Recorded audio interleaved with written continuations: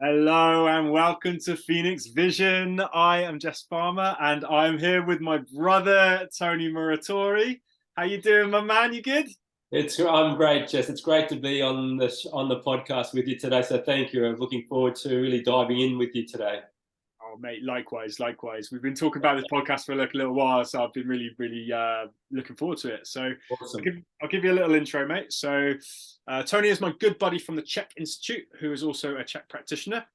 He works with many different complex and challenging cases, helping his clients and patients to move through their life challenges to a greater place of happiness, health, and healing, which I'd love to get into as we go through the podcast.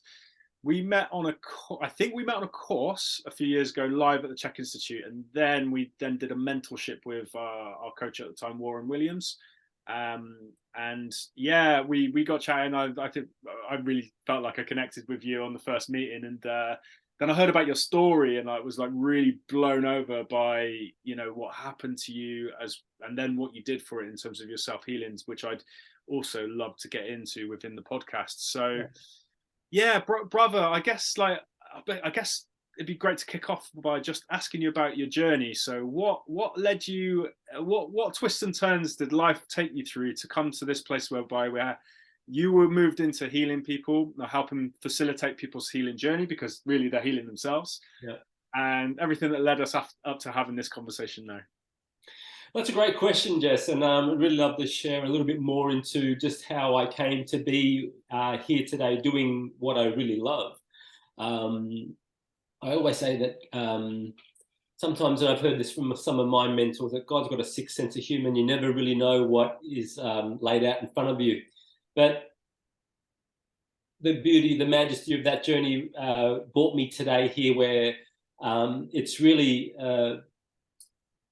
made me the person I am today, and on many levels. But I'm going to share this with you. I'm 57 years young, just turned it last week, and I started my journey purely from a point of being I was always involved in sports. As a young guy, I was probably 8, 9, and I had a real passion for cycling.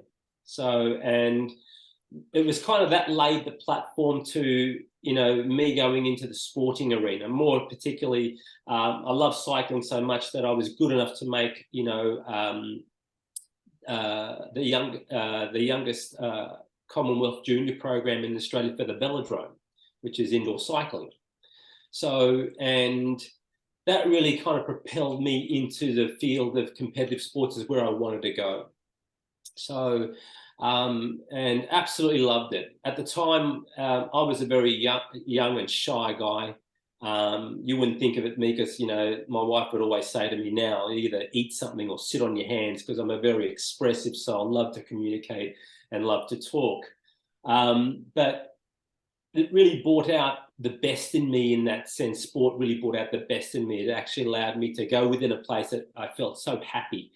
And it really gave me an immense sense of accomplishment and joy. It did a lot for my self-esteem. It did a lot for just my self-confidence, because I really struggled with that as a young guy, as a young man, and even into my teenage years, and even into my later life. I was quite shy and very reserved, and a lot of people look at me and think, I wouldn't see that in you. But that was part of what really sport was really what really brought me to life.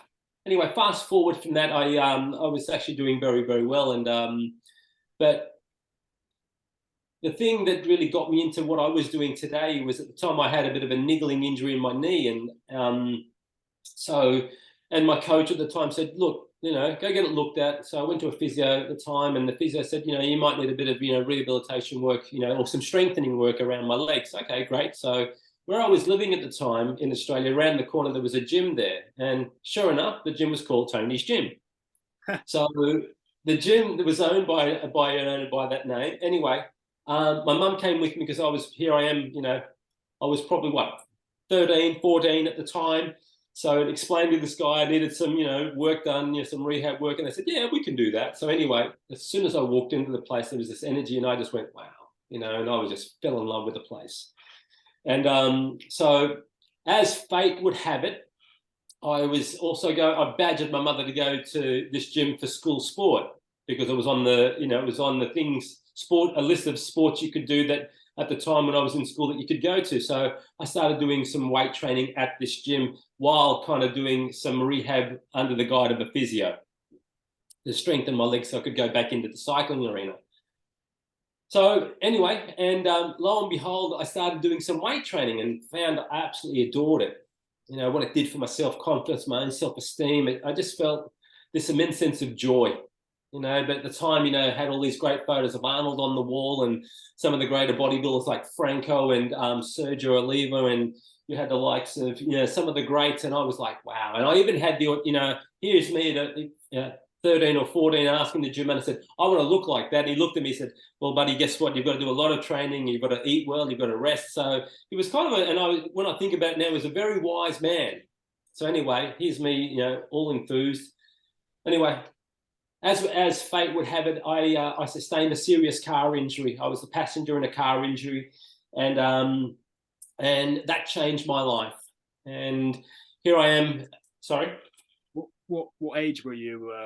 When I had that injury, when I had that accident, I was 16 years old. So between the ages of 14 and 15, I'll backtrack a little bit. I was doing really well in my cycling, and I trained well.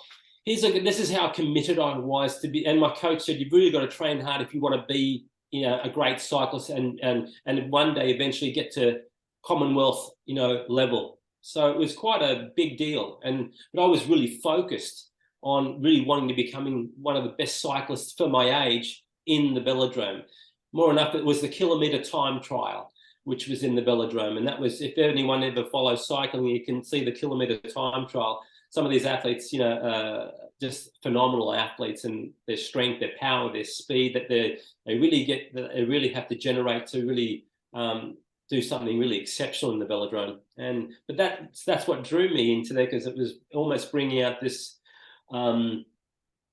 these qualities within me that I really resonated with. So, and I remember that I made before this accident happened to me, I made a cut of 20. So out of 50 people that were trying out, I was in a cut of 20 people in that next group that would go through. So they were picking the top 8 cyclists. So that was my goal, to get into that top 8. So here I am at 15 years old, and I make this cut. Now keep training and keep going. So here I am getting up at, say, 5 o'clock every morning. My parents couldn't afford to get me a bike at the time, so I had a local bike shop that sponsored me, and I had a track bike. So, and they really got behind me. So, it was almost like I had this, and I was really just chomping at the bit to get going. Anyway, fast forward, I was 16 years old, and a friend of mine who's just got his license went out for, we went out to a race meet one time. I was racing BMX at the same time as well. Couldn't get me off the bike at the time. So, on our way back home, he was, quite reckless in his driving. And without me knowing, I didn't remember this accident at all. But the car basically flipped, went up a telegraph pole, threw me out the car. If I had been in the car, I wouldn't have had the pleasure of actually being on this podcast with you and sharing this with our listeners today. But that was the start of a journey which really transformed me into the person I am today. And I can say that because when I was that age, it was almost like this haze, because life had changed considering completely for me. I'll try and make this as concise as possible. I spent a good part of almost a year in a hospital with spinal injuries that left me paralyzed from just above my shoulders down because of the nature of how traumatic those injuries were. It left me with, and as those injuries, and over time, that changed. So what had happened, I went through 4 spinal surgeries, and just in order to save my life. They happened all over the course of 8 months. One was life-changing, which is 14 hours in surgery to reconstruct I already had one lot of surgery, which was to reconstruct 3 levels of my spine.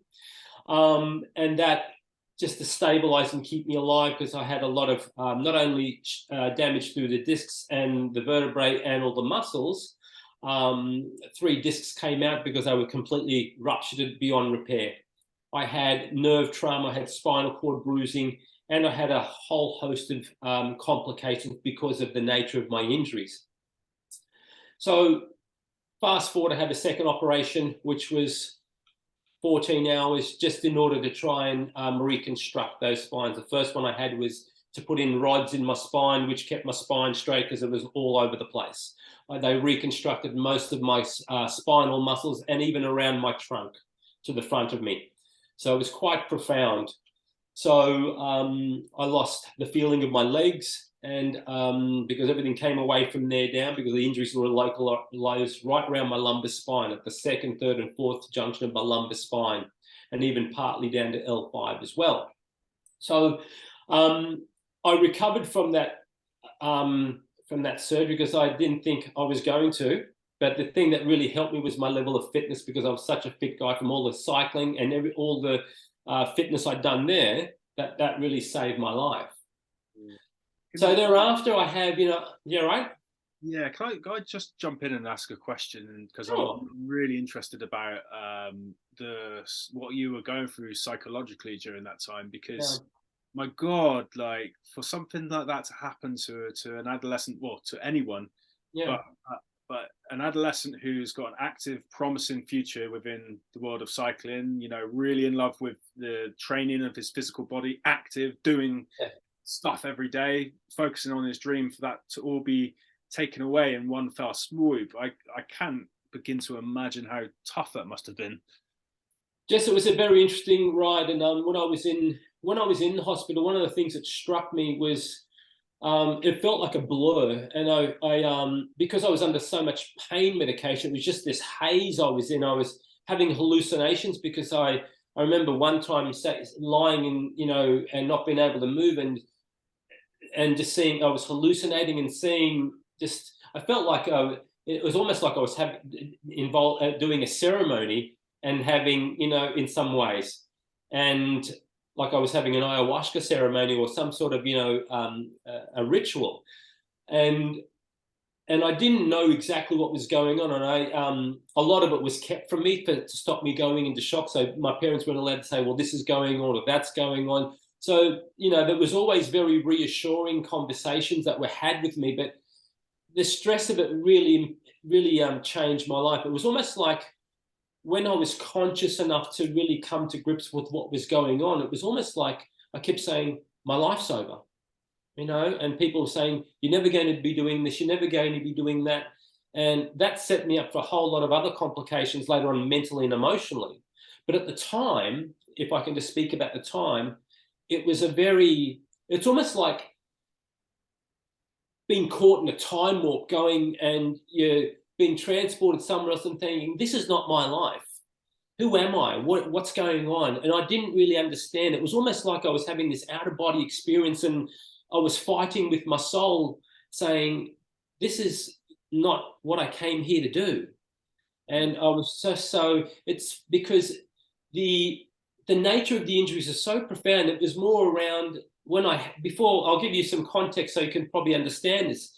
The guy driving the car, I asked him many times to kind of, because he was really speeding and going really quick. And I said, look, slow down, let me out, slow down. And once they just said, look, let me out of the car because I'll walk home. And he kind of didn't do that. And, it was just really reckless driving to a point. And there was a lot of, in amongst fear, in amongst the unknown that I was feeling, in amongst being frail and vulnerable, and just really feeling like my soul had been fractured. And also at the time, I felt an immense sense of anger, an immense sense of will towards someone, and this immense sense of frustration. So it was really, really difficult. So mentally and psychologically, it really scarred me really deep. And it took me a long time, even when I left hospital and thereafter. It wasn't probably till I was in my 40s that I really started to, and when the work that I'm doing now And I remember seeing Paul Chek, one of my mentors, speaking at Philex at one time. And Paul was saying things that really resonated with me, but he was, while it was about doing a physical workshop, but I'd done one of his workshops and he was starting to talk about the soul and the psyche and healing that part of the body. And that really captivated me. He was really starting to talk about your journey as healing yourself, looking into yourself, and really started just giving me little snippets of, and it had me curious. So from the time that I was, back at this teenage boy that was just really not knowing what was going to become of my life, fast forward down the track a bit more, evolving and growing on this path. And there were some really rocky times because there were times where I thought about, just after I came out of hospital, which, I spent, another 2 years in a rehabilitation hospital after I came out of hospital.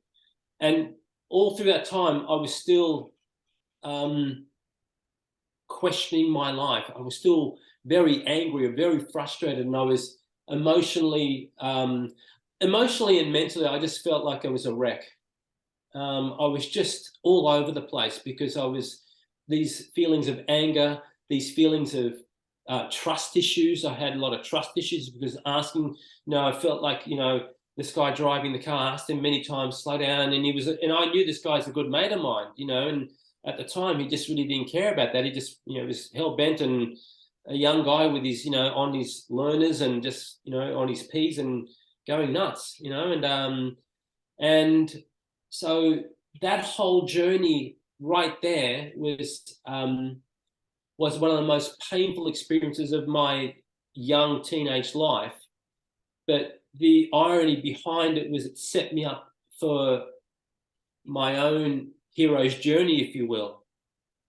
So what did that hero's journey look like? How did you, because this is quite, it's an amazing thing how you can sit, and I say sit in front, not lying down, in front of me today and be helping people as you are with such a devastating injury, and a lot of the times when something like this happens, the doctors are kind of giving you, as you insinuated, saying things like, oh, you'll never be able to do this, or you'll never walk again, and all of this stuff. And in my observation, when someone's told that, it can either go in and they take it on board and it becomes a limiting belief that becomes a self-fulfilling prophecy, or the person can kind of stick two fingers up to the doctor and kind of say, let's see.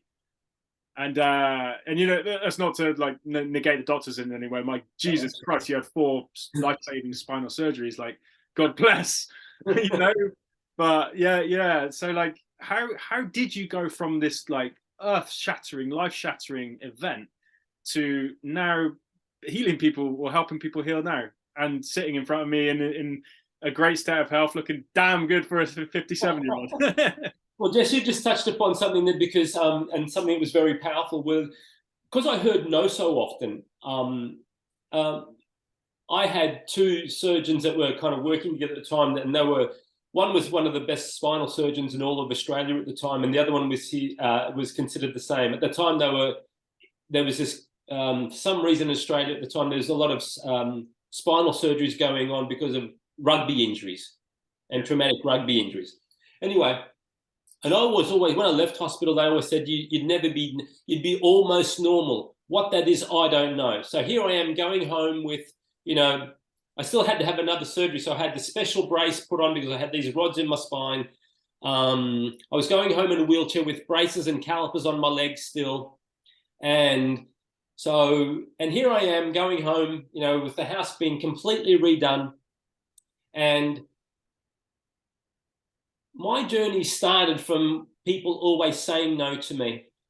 And it was never good enough for me. I was always saying in my quieter moments, I spent a lot of time, I'm very much a hermit because I love my own company, but I spent a lot of time on my own because all my friends at the time, were like, no, don't have time to tone anymore. They not that sincere and genuine. So you get, and that, while that bothered me, but I spent a lot of introspection and time on my own. And my mum was a great source of inspiration for me. She was kind of like my rock at the time. She'd always say to me, never give up, never, ever, ever give up on anything. You'll get through this. I said, we'll get through this. I said, you know, she said in one way, she always used to put my hand on my chest and say, just go within yourself, because you have an immense strength that will carry you. And those words always resonated with me. So anytime I heard no, I always used to say, well, damn, I want to be able to prove that wrong to someone, because I was always being told no. And isn't it funny that when I look at the themes in my life, I was always told no because along my path, and I always wanted to say, well, no, that's never good enough. So I would go within myself and find, literally almost like meditate within myself, even though I never knew how to meditate. I'd always talk to myself. You know, my mum would go, who are you talking to? I said, I'm just having words with myself. And I'd always bring out the best in me. And there was a pivotal moment. I went to bed one night, and it was almost like I got up that morning and I had the good graces of spirit come into me, and I got up with a tenacity that would not die. And it was almost like I was reincarnated with a sense of a drive and a sense of purpose that just wanted to just shine. And I can remember working so hard that it's almost like I was almost talking to my body as if I was giving my body love. I was nurturing my body into saying, we'll get through this, just work slowly, rather than self-sabotaging, saying, oh no, I hate this, it's too hard, I can't do this, I'm going to give up, I'm not going to worry about it, my life's going to suck, I'm going to be stuck in this chair, blah, blah, blah, blah, blah. I had the complete opposite, where because I heard no so often. And I'll give you another example. When I was working so hard that when I was going to physio, the braces came off my legs. I went from 2 crutches to 1 walking stick. When I had the operation, the brace came off and the rods came out. I was still a bit not knowing how to move, but then I spent a lot of time in a pool rehabilitating myself, because the water was kind of like my safety blanket. I was out of gravity. I thought, this is really good, I can do things. So I was probably working every day in a pool, and in warm water. I would get taken to a pool because, you know, and at the time, you know, because I was kind of invalid at the time, I think, okay, I was taking what resources I could take, and I kind of thought, I'm going to use that to my advantage here. So as a young guy, I would just say, okay, I'll use that so I can actually get, you know, I had a special taxi take me to this pool where I'd meet my occupational therapist. And every time, it's funny, because when I went to see her, when I had this kind of almost enlightenment, she goes, you're awfully perky today, you know, and I said, I'm just here I really want to get into it. So, you know, and then she kind of looked at me, and like I said, it was just wanting this whole, yes, I can do this. Yes, I want to be here. Yes, I have a purpose. I came to this planet to be the best expression of myself, and nothing was ever going to be good enough. And I think what really laid the platform is my coach when I was cycling saying, you've got the potential to become something great, because he could see my talent. So I kind of had his little voice in the back of my head. I had my mum on the other side saying, don't give up, you can do this. And then I had my own soul, if you will, guide me to say, you know what, all this that you're doing right now is laying the foundations to you doing what I'm doing now. So I worked incredibly hard for the next 4 years, and I didn't stop until I came away one day and I handed crutches back. I could actually walk on my own. And it's funny, because this is how tenacious I was. I ended up buying my own gym. The gym I actually went to school sport and everything for, I said, one day I want to buy that gym. And I was compensated. So one of the first things, my parents looked at me and said, you're not going to do that. I said, absolutely. Because I said, why? Well, at the time I didn't know it, but there was a higher voice calling to say, well, this is the foundation that's going to set you on your path. And it was the best 11 years of my life. As much as my parents at the time were saying no, as you know, that was a negative side of my parents saying, don't invest the money, you shouldn't do that, go get yourself a cushy job, get yourself a 9 to 5, just stick your hand out, get a wage. That wasn't good enough for me. So here's me saying to my parents, no, pushing back. Yeah. This is what I want. I was still on a crutch. I bought a gym, but I just had faith. You bought the gym called Tony's Gym? I bought the gym called Tony's Gym. You're an absolute legend. My God. I bought the gym called Tony's Gym.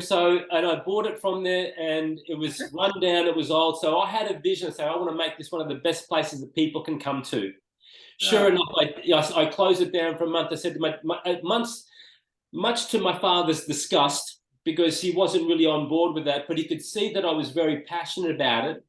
And he said, well, this won't make you a lot of money. I said, and I never kind of, as much as my father was saying no as well, and that was another thing getting in my ear, I was listening to what I was being guided to.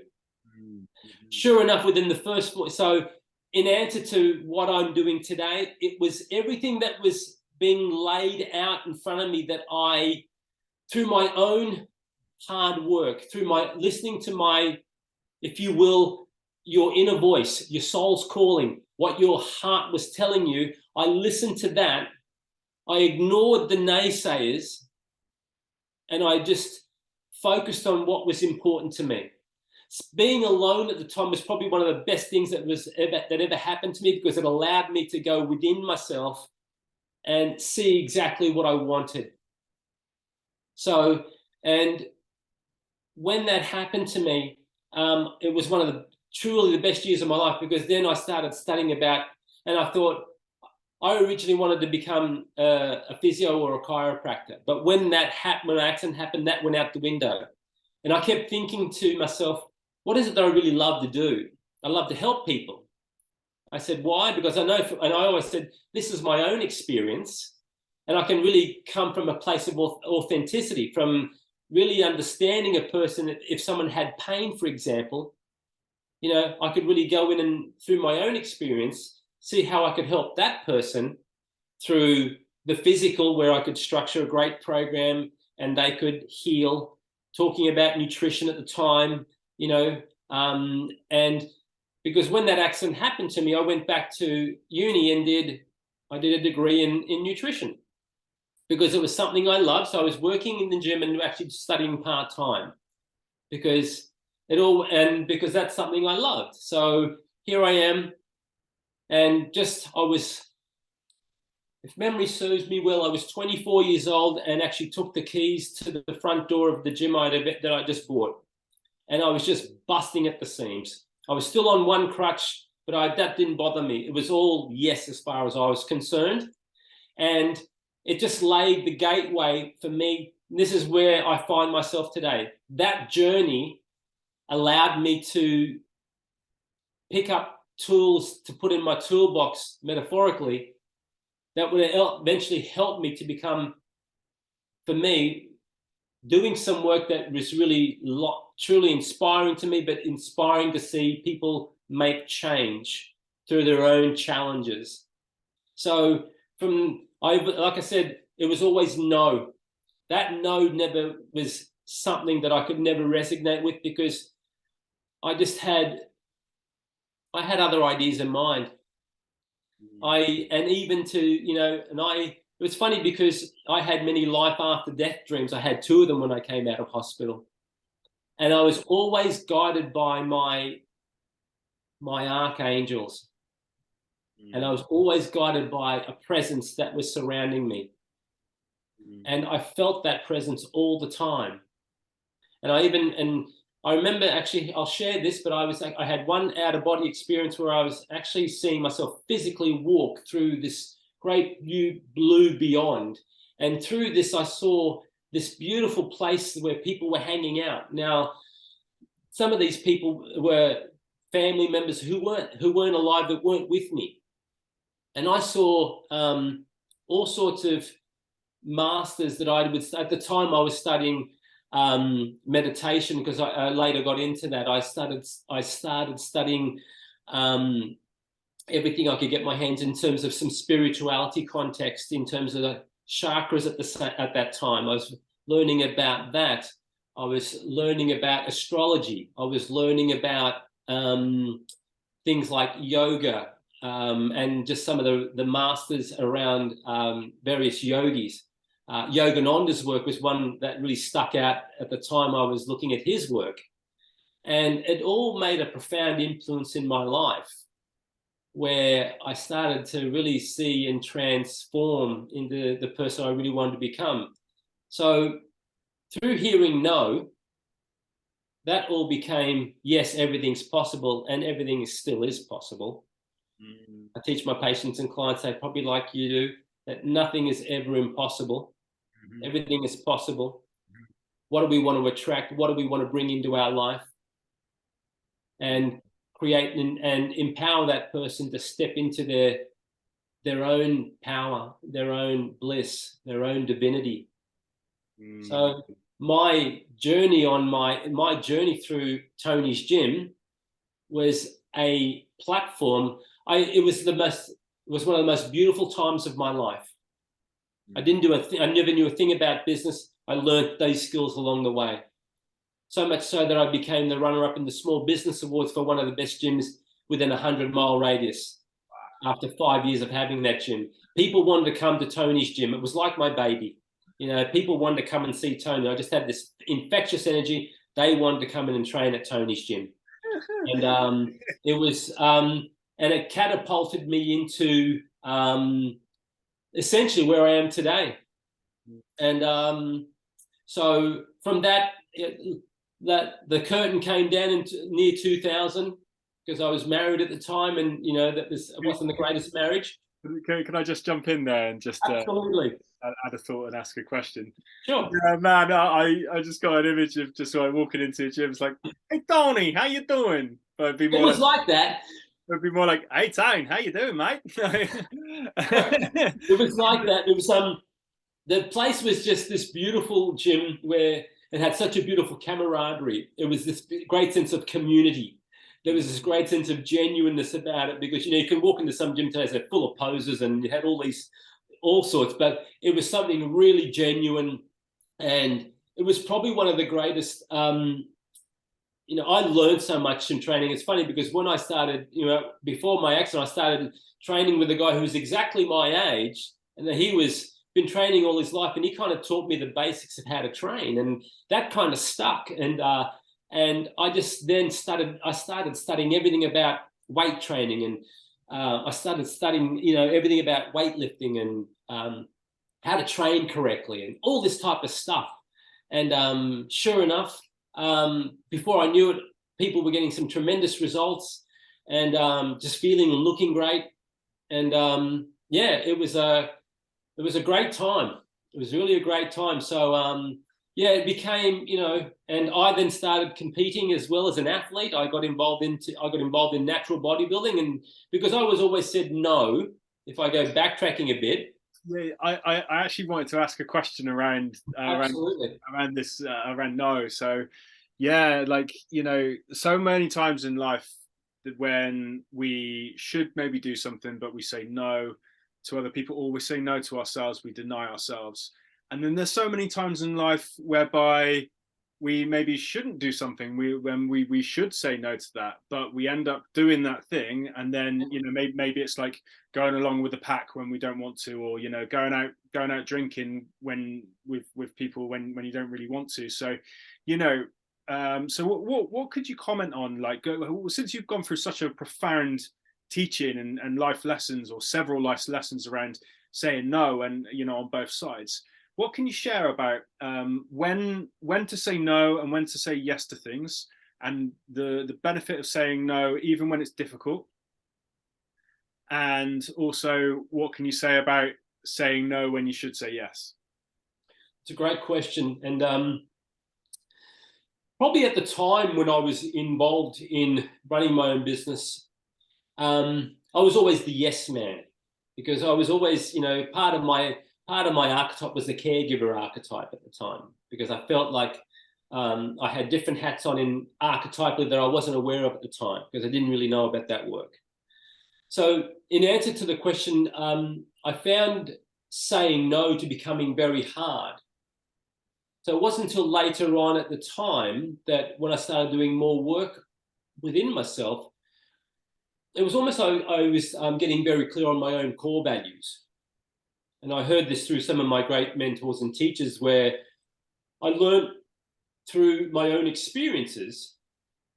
And because I was often saying I've heard no, and then I went through a transition where I was always, because of that, I played out some almost, there was parts of the victim, the saboteur, and the prostitute in amongst it where I was playing out because of now being told no, and no one really kind of looking at Tony because he's some guy that, you know, is almost, you know, walking around partly crippled and all the rest of it, to being propelled into an environment when I did get better, where I was this now, through my own rehabilitation and through my own journey of becoming a strong athlete, I really never knew how to say no, because it was always in the back, and this program was running of, I wanted to be accepted.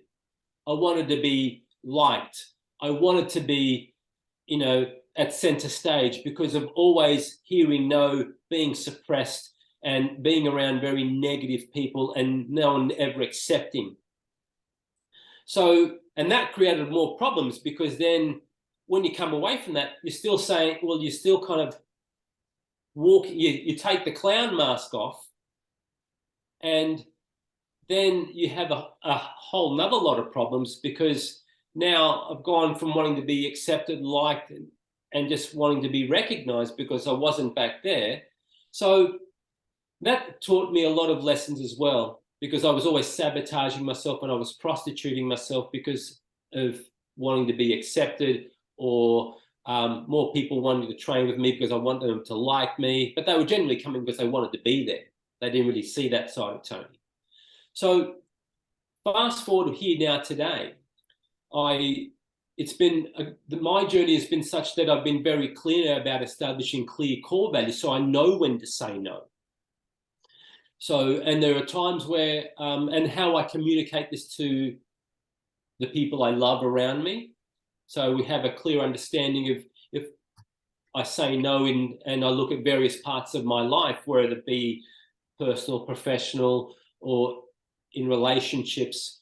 So by identifying clear core values and understanding them, but also communicating these values to the people around me, they understand, so they have a clear understanding of what it is about Tony that they need to know.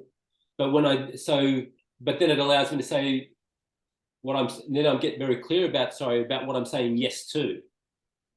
So yes for me now is it falling in line with my values? And if it's not, well, can I possibly make a compromise with that without straying away from what I really need? So it's important now to develop, and I feel that's been a journey of mastery. And I think for most of us, I know I speak for myself personally, that's always a journey of mastery. And I think the more you can become, and you have to have you have to have a real sense of love for yourself and a good sense of who you are, to be able to be strong enough to say no when you need to, and be able to say yes when you really need to as well. So I think there's a balance. And I think for me, what's really helped me is being able to journal these clear core values. So when I am saying no, so if someone wants me to do something, for example, if it's taking me away from what I need to really do, where in the past that I would have done that, I would have sabotaged myself because I think, oh, I've just strayed from my path in order to give myself what I really need, but I'm doing something for someone else now. So what I found was that then I would get bitter, I would get frustrated, I would get angry, I would get just completely bent out of shape because I wasn't meeting my own core needs. And to just for anyone who might not have heard of values, I'll just put like a different spin on it. Like values are like these internal compasses based around all of these different areas of life that form boundaries within ourselves and enable us to, once we have boundaries formed within ourselves, we can then form boundaries with other people. And boundaries aren't this kind of thing where that's like this big stop sign. Boundaries are there to protect your vision. Correct, and that was put very beautifully, Jess, because you need to have some clear boundaries in order to actually almost give you what you need, but also to protect yourself from, and being more vulnerable to, because you're not really kind of speaking up for yourself. So you need to create boundaries, I think, and that's very important, whether it be personal relationships, whether it's in business, whether it be in any area of your life. You need to have, you need to set some boundaries that really align themselves with your value set. Because obviously, oftentimes I find that today, if people don't have any clear boundaries or core values, and I find myself coaching clients on how to identify those. So that's often the missing piece of the puzzle for most people today. But for me, it's been a life lesson, learning just really how to say yes to whatever my particular needs and wants are, and also what am I wanting to say no to in order to protect myself, but also what am I saying no to that will actually help nourish and give me the very resources I need to look after myself. I think that's very important. Yeah, it kind of, absolutely, I completely agree. It brings up Paul's saying of your yes has no power until you say no. Absolutely, and that's one of the things that was, in my own journey, is learning when I really understood the power of just creating boundaries which were helping me not only become a better person, but it was also, I found that when I established these clear boundaries, but also established my core values, and I found myself, writing core values for every area of my life. And also, so then it was very empowering for me, because then I could really start to say, well, what am I saying no to? And when I found because that was very hard for me, because I was always, because there was this programming that I took on board over my years, and that was very hard. I spent a lot of time unpacking that. And when I finally had the courage to step into myself to say, well, no, I can't do that for you right now, because it's taking away from what I need to do right now in whatever the task I was involved in at the time. So, but one of the things that really helped me is I got very clear about of saying no, for me, more how I could protect myself and not become so vulnerable, and not people pulling down these boundaries that I hadn't put up beforehand. So, and it allowed me to be more vulnerable, where, and when I say vulnerable, where I wasn't able, because I was going back into a faulty programming of wanting to say yes and be accepted, because I've always been told no. Now, there was this program running which I really had to heal. So for me, when I started creating clear boundaries about what it is I needed in any area of my life, and getting very clear about what I was saying yes to, I found that my life just changed, and I really started to like the person I was stepping into and becoming, because I was essentially stepping into my own bliss, my own power. I liked who Tony was becoming. I found I was a better coach. I was able to really be present, not only with myself, but with the people who were in front of me.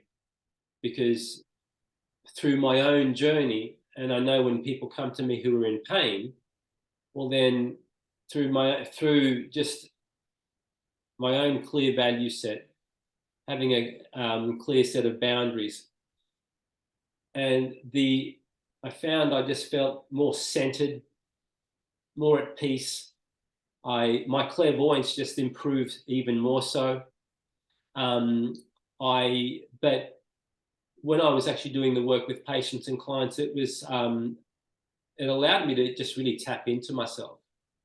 And I've had since this has been my journey now for the last, it's always, I think we're always on this journey for me personally, but over the last 7 years, I've just really come into a great place where If someone had asked me that this would have happened to me, you know, now 34 years ago or 35 years ago, and I wouldn't have believed them, but people always say to me, would you go and change it? I said, well, absolutely not, because it's made me become, it's reinforced why I came here.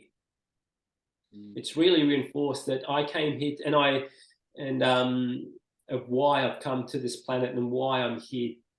And I get an immense sense of joy and pleasure of just being able to help another human being if they're willing to and if they're ready to. Yeah, they're willing and ready to, because as the old saying is, when the student is ready, the master appears. Or when the pain teacher gets so strong that we're ready to let go of our ego and let our soul shine and be allowed to just accept just the very people that are coming into our lives to help us really transform and become the best versions of ourselves. And I found that every patient and client that, you know, over the last 10 years has just become the best version of themselves because of my own journey. So the hero's journey for me has all been about that many different facets, where the warrior has come out of me, just really wanting to be this expression of myself. There's versions of the athlete that has come into that competitive side of me, but also, you know, and both sides of this journey have been about the negative and the positive. You know, this negative side of, you know, any aspect of these characters coming through in me. So there's been the hermit along the way, where I've really gone into myself for introspection. There's been the healer within me that's healed myself.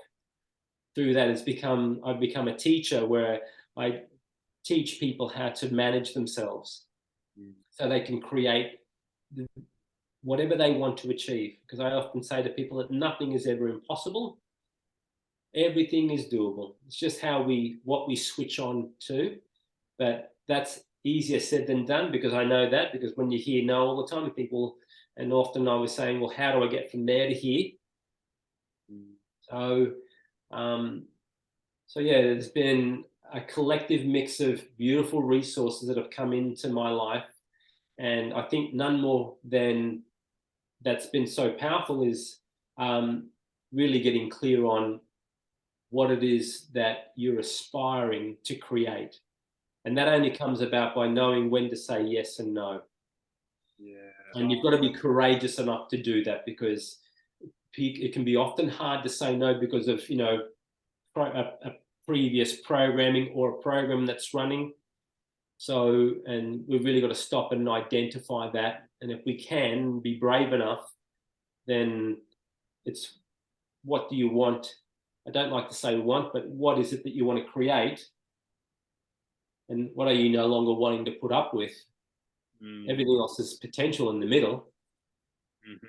So this is a beautiful balance going on. So I often say that you've really got to be courageous enough to be able to step into yourself to say yes and when to say no. That's so damn powerful, mate. This is like auditory gold, this conversation. So inspiring, and you know, there's so much in there. Like one thing that comes up is Audrey Hepburn said, the word's impossible. When you break it down, it says I'm possible. And I really like what you're saying around, you know, when you're doing this work on yourself, you become your coaching got so much more enhanced, because, you know, as coaches, we need to be the living example of everything that is conducive to health, wholeness, and happiness to our clients, so that they can anchor to us, and we can teach them what it is to live full, abundant, vibrant lives. So, you know, I really love that, how you developed, how you were developing yourself. You're seeing that reflected in how in the client's results that will coming back to you. And I'd love to switch gears a little bit and move like into talking a little bit about your coaching work as well as the Chek system, and what that is kind of. I know that it's kind of like, there's like, the Chek system isn't as widely known as we'd maybe like it to be, but it's definitely gathering a lot of momentum. And I know the institute has blown up this last couple of years with the advent of COVID. So I want to frame the question just by kind of just saying that for me, in terms of my experience of Czech practitioners, Yeah. anyone working within this particular field, what I see are people with huge hearts, and like, the knowledge is great, and we are like, very, very good with multiple areas. But for me, the real thing that really makes a Czech practitioner, and that every single Czech practitioner seems to have in common, and there are so many different iterations of Czech practitioners. They come in all shapes, sizes, forms, disciplines, like you bloody name it. Like there's a Czech practitioner, they're so varied. But like for me, there's this thing that ties all of us together, and that is heart.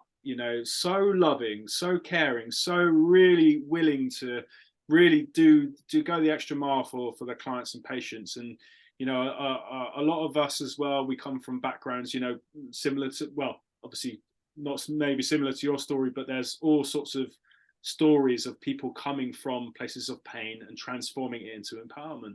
Yeah. Like your story, I've got my own story. All of our friends and colleagues within the institute, everyone's got a story. Absolutely.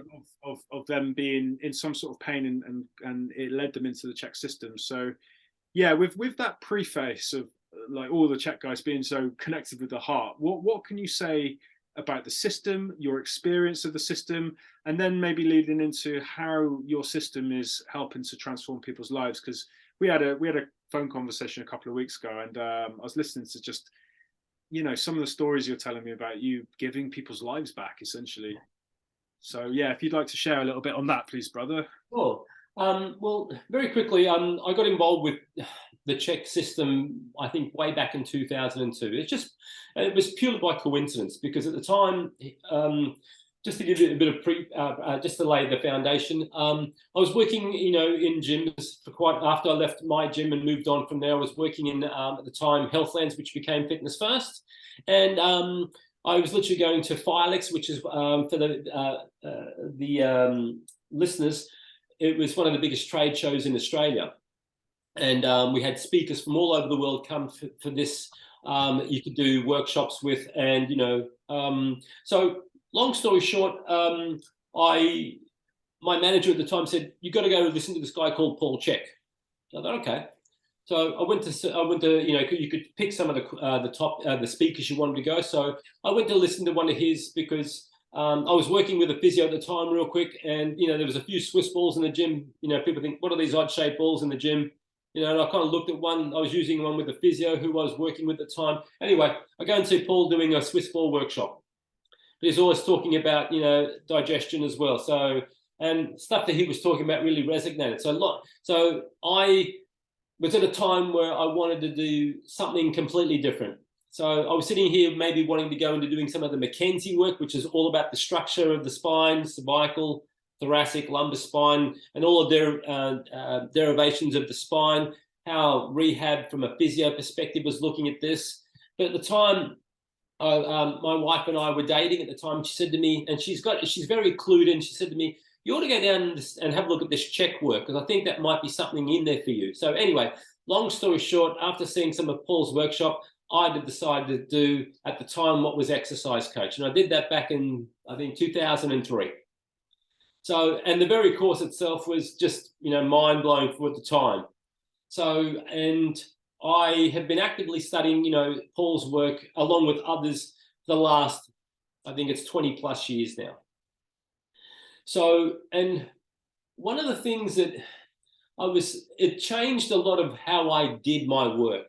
It really gave me, it was almost like the analogy I gave, if you were a horse with blinkers following the conventional PT model, as and it was a good place to start. Don't get me wrong, I've got nothing against personal trainers. I think it's a great place of really kind of starting our journey, if you will.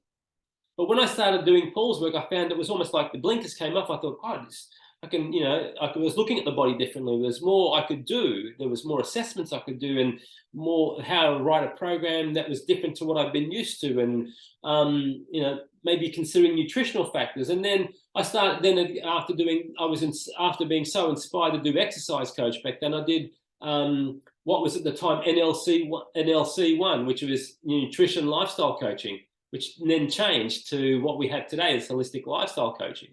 So I followed that journey right the way through.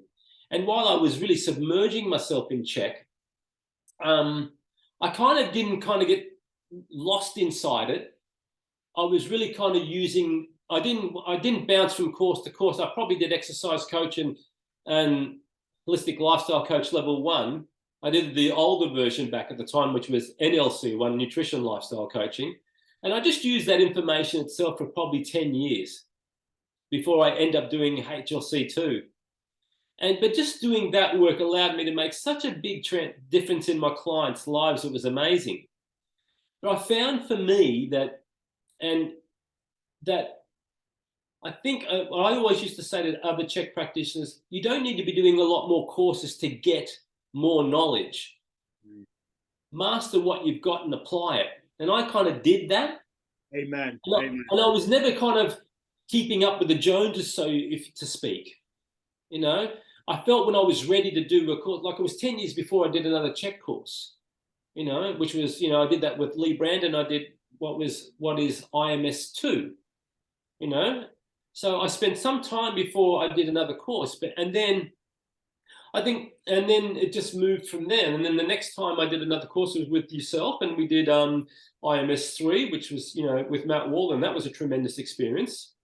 But I found that over my time, I really just synthesized and mastered all the information I'd learned. I never was really out to do another course. And, you know, I found for me, some Chek practitioners are really getting into, you know, you've got all this knowledge and you've done all these courses, but they think, well, okay, which is great. But for me, I found that just by doing, I just found with the little I did with the course I had, I had such I was working with so many clients at the time and changing people's lives, which are fantastic.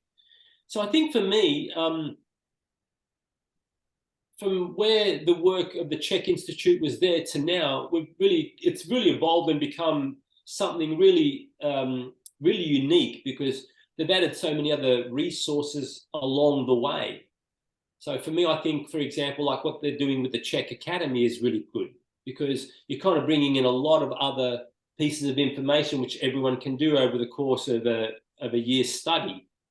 So you're really picking up some, you know, essentially some great pieces of information that can really not only help you with, you know, your business, but also your learning. You've got more people that you can reach out to for resources. You've got some great, you know, you've really got a well-rounded model in this. So I think for me, that's one of the positives that came out of the Chek Institute. Because for me, back at the time, no one knew about Chek. Because you'd ask people, what's a Chek practitioner? And people think, I don't know.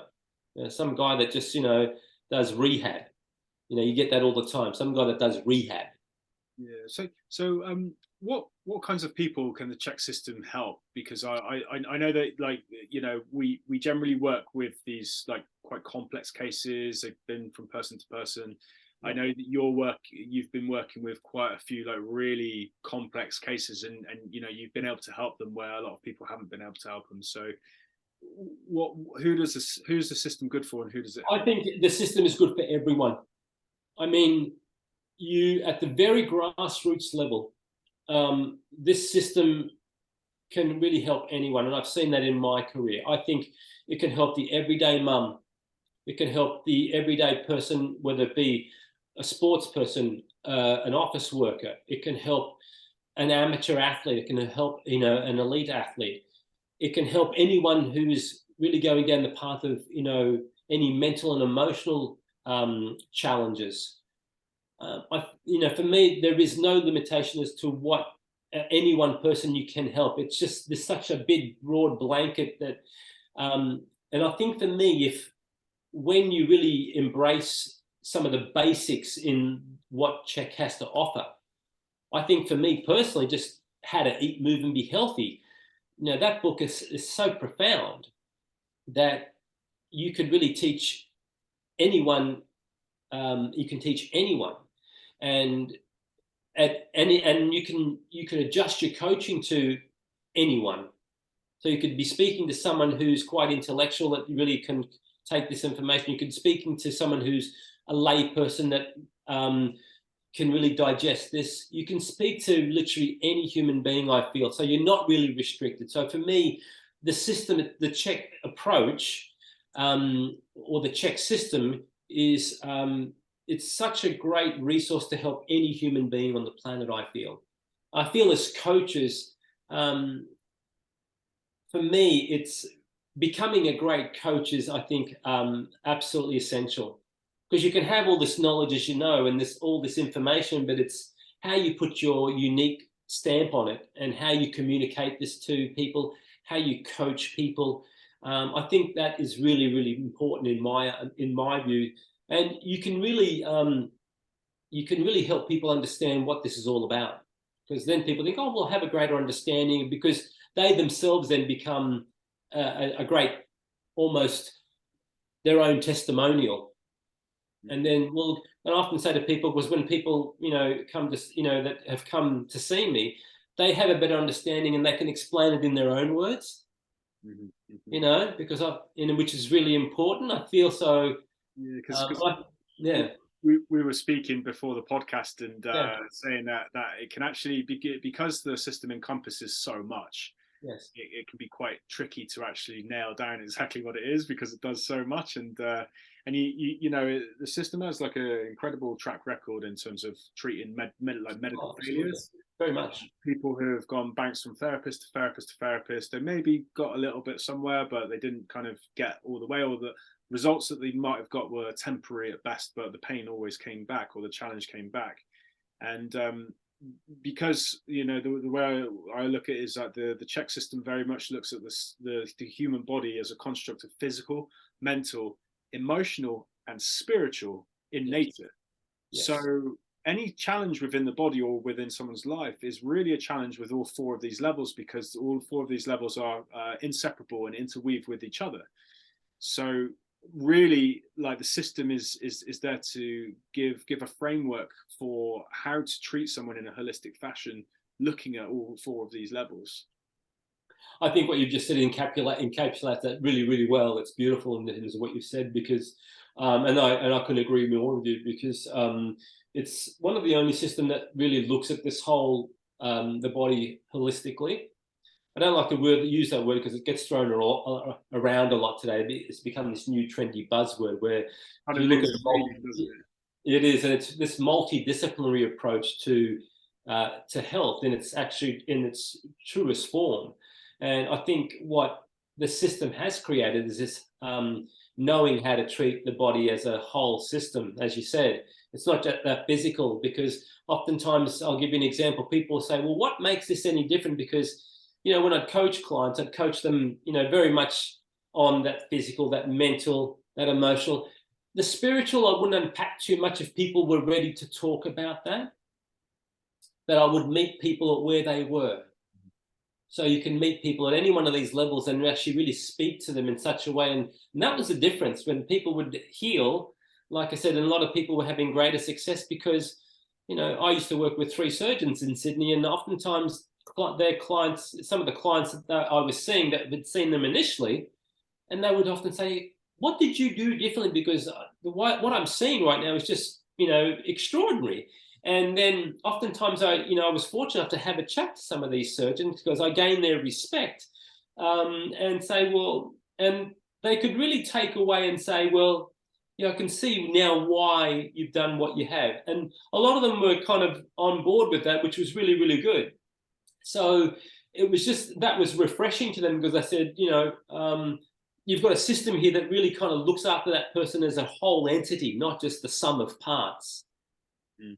And I think for me, the Chek system is, when looked at it and really pulled apart, you've got so many beautiful elements to this that really can, essentially really give someone, if they're, like I said, if the person's willing to heal, they literally can become another person. Mm. They really can. And I think I've been involved with this system for some time now, but I've always seen its evolution. And I've just kind of stood back on the sidelines and said, well, let's see what's coming around. Mm. What else can we use here? Rather than saying, oh, I'm going to go do this course, I'm going to do that, and think, well, okay, hold your horses. It's like, is this going to benefit me in terms of my own coaching? Can I really use this information to empower another individual to really get them to where they need to be? Yeah, because otherwise it's just another concept that goes. It just becomes another concept. It's another certificate sitting on your wall, and probably, you know, no more clients.